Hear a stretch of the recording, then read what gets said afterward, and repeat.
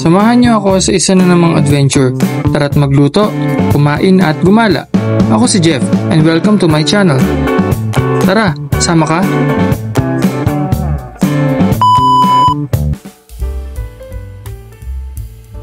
So I have here 7 egg whites, or mas maganda sukatin natin, no? 1 cup ng egg whites.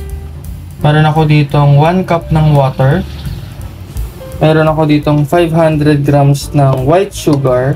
White sugar ang gagamitin, ha, hindi segunda. Tapos I have here 1 teaspoon ng salt, 1 teaspoon ng cream of tartar, and then 1 teaspoon ng vanilla extra. Okay, so tara simulan natin. Sugar syrup natin. Lagyan natin yung 1 cup ng water.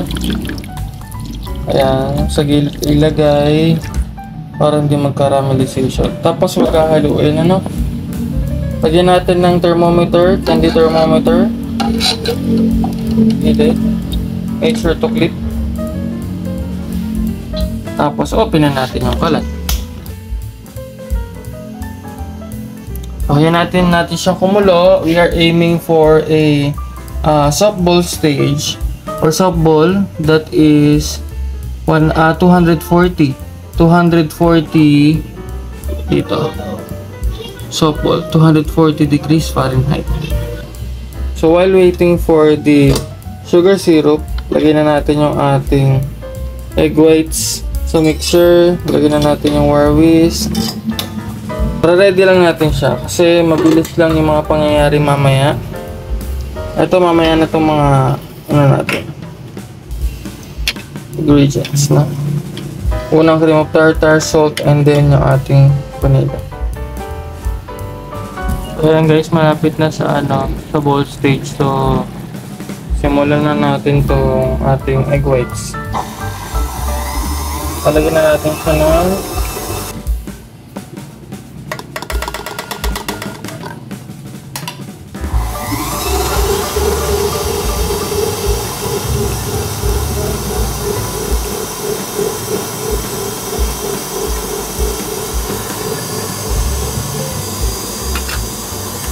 salt.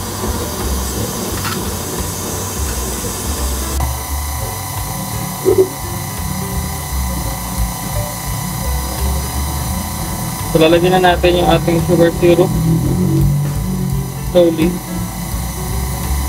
Make sure na huwag tumama dun sa wire whisk, no? Or dun sa whisk attachment na mixer tapos sa bowl para hindi na pupunta dun sa gilid ng bowl.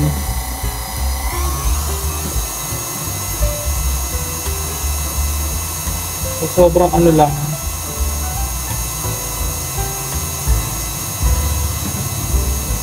Medyo mabaga lang, ha? Huwag magmamadali.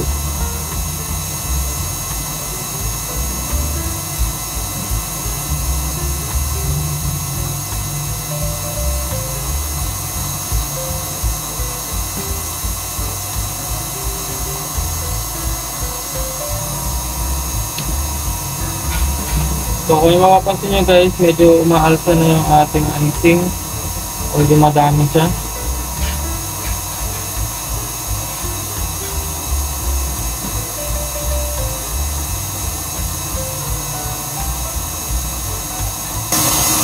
Okay, so ubos na natin yung ating sugar syrup. Lagyan nyo na sa 8, sa speed na 8, tapos 10 minutes natin siya ibibit or hanggang lumamig na to or mag-warm na to. Okay? So as of now, sobrang hindi mo siya mawawakan dahil sobrang init niya, no? Because of the syrup. So after 5 minutes, ganyan na yung itsura niya. So medyo warm na lang siya, no? So pwede nyo, tinatapat ako talaga ng electric fan para mas mabilis na mag-cool down.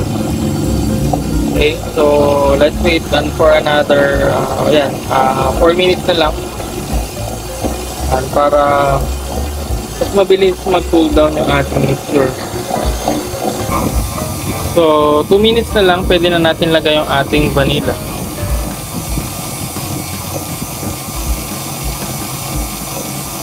You can use clear vanilla, kaya lang wala akong clear vanilla eh.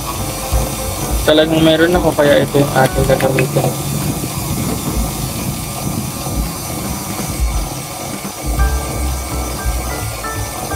1 minute. Okay, so after 10 minutes, pwede na yung ating icing.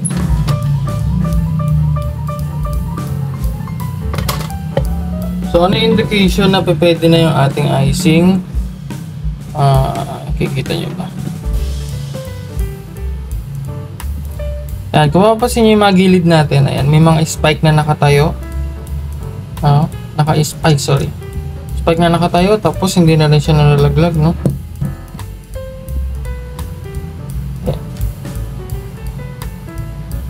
Yan na po yung ating boiled icing. This is one of my favorite icing kasi very stable yung icing na to, weatherproof, no? Umulan, umaraw, ganun pa rin siya. Although, nagbi-bleed siya kapag, kunyari nasa ref, nagbi-bleed kapag nilagyan mo ng color. Pero this is one of the most stable icing. That's why it is my favorite. So yan, lagyan na natin sa cake natin.